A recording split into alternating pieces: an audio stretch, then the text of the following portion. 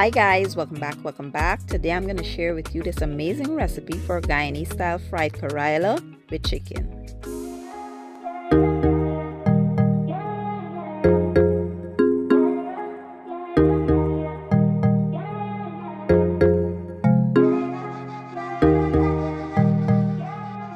Alright guys, so let's take a quick look at our ingredients. Here I have my karela already washed and chopped. I already seasoned my chicken, which I will share the process in a minute.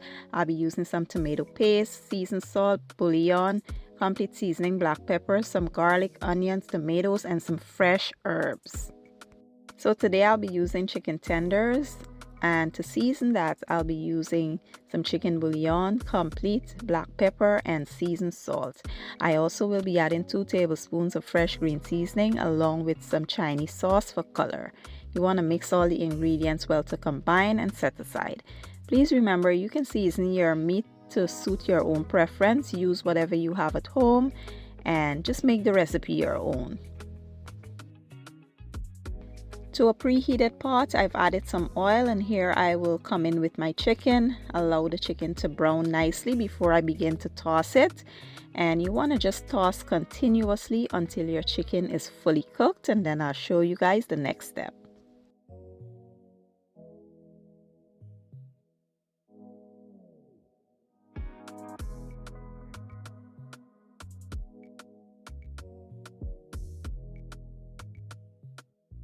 Next, I will separate my chicken and just move it to the side while I place my tomato paste in the middle.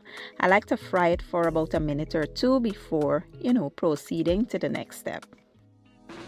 Next, I'll add my herbs and aromatics, give it a good mix, and allow it to go for about 3 to 4 minutes.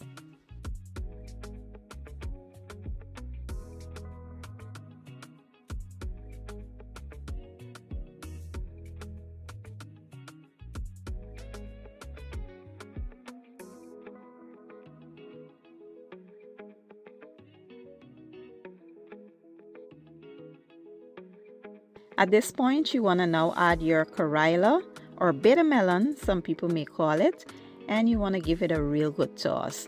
Now, I like my karela with all the nutrients. I don't try to squeeze it out or do anything to it to dilute the bitterness. So, but again, feel free to do it the way that you prefer. Once we toss this well, we will add our seasoning for flavor and taste, and I like to come in with a pinch of sugar just to balance all that bitterness. And yeah, we will toss it well, cover, and allow it to cook until the karela is nice and tender. And you want to just continuously check on it, stir it to make sure it's not burning at the bottom.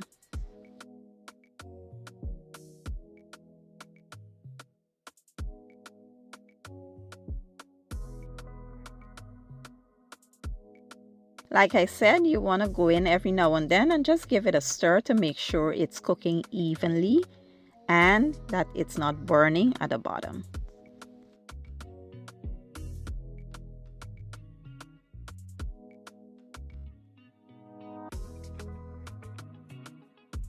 And that's it, my friends. We have come to the end of this recipe. This is the way I like my karela, nice and moist, but if you like yours fried really dry, you can cook it some more. But this is tender, flavorful, and absolutely delicious. And now we can turn the heat off and get ready to plate this up. Now, I did enjoy this with some dal and white rice, and like I said, it was absolutely divine.